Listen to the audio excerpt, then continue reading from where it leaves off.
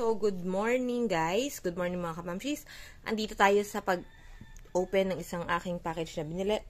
So, nung nakaraan, may binili ako na drill and hindi siya ganun ka-effective. I think, nahinaan ako sa power niya. Kasi nung nakaraan, ang drill na ginagamit ko is nakalimutan ko ano yung brand. Basta anyways, branded kasi siya. So, nakulangan ako sa power nung unang binili ko na no name. So, neto, nag-aabang-abang ako neto na mag-sale siya.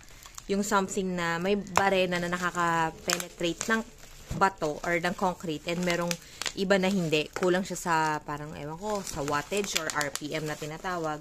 And this one, I got it on sale nang nasa 1.8 lang siya from, nakita nyo mismo yung ano, yung tatak nung seller. So, yun. Branded siya and galing siya sa Shopee Mall talaga. Kasi pag hindi, marami po ngayon na Bosch daw sila, pero peke naman. Okay, pause. Go. Okay.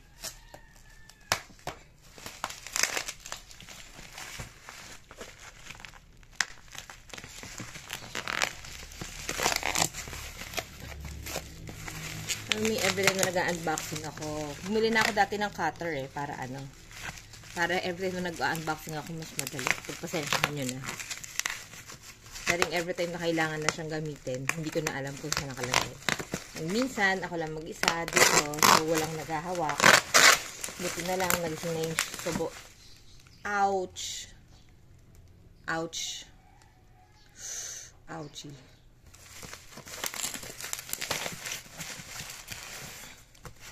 Okay, so huwag na natin i-open yun. Okay na yan.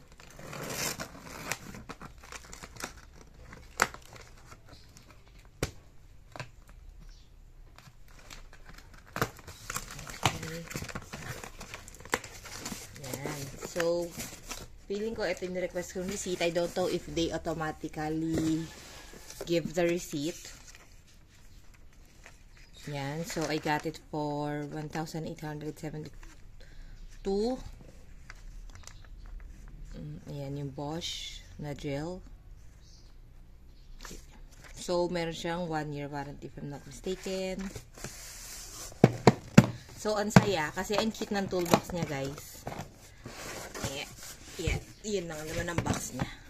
Ang cute ng toolbox. So, what's inside it?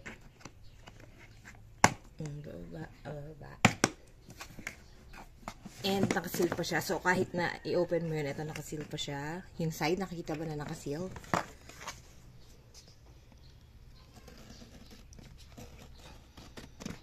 Okay. Tapos, pwede na siyang i-open.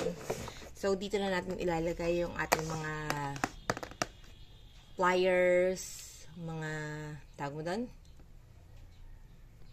Mga screwdrivers, model, and manual. Model number GSV 550. Tapos, ito yung pang-gauge ng depth. Kung yung ano yung butasin. So, ito yung handle niya. Parang medyo maliit lang siya. Pero, okay lang. Wala naman sa laki yun. Importante malakas yung power niya. Okay? So, meron siyang people call it freebies, but I can't say it's a freebie because it's inclusion. Inclusion ng package. You wouldn't be able to get freebies kasi bumili ka ng something. So, sa totoo lang, inclusion po ang tawag. So, inclusion ng package are etong mga maliliit na tools ata tawag dito. Nakalimutan ko. And some screws. Tapos, etong barena mismo. Uy, mabigat siya. Mabigat siya. So, maganda. So, ito yung pang tanggal ng sa drill bit. At, ito pa pala. May mga drill bit pa siya. So, yan. Wala nang laman. Alis na natin yan. Dagdag kalat lang yan sa buhay. Tapos, ito yung mga screw. For wood and for, I think this is for concrete, ganyan yung tip, and this one for wood, pag ganun yung dulo. Wood or metal. Tapos, ito rin yung pang screwdriver siya. Ilagay natin sa loob. So, saksak na rin natin para ma-try. Isahan na lang.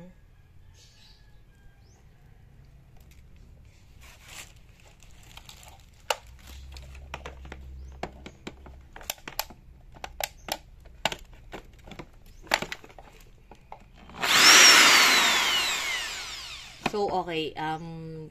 Gumana siya and feeling ko malakas yung power niya kumpara dun sa binili ko na Mitsushi ba nga ba? Parang ganon na brand. And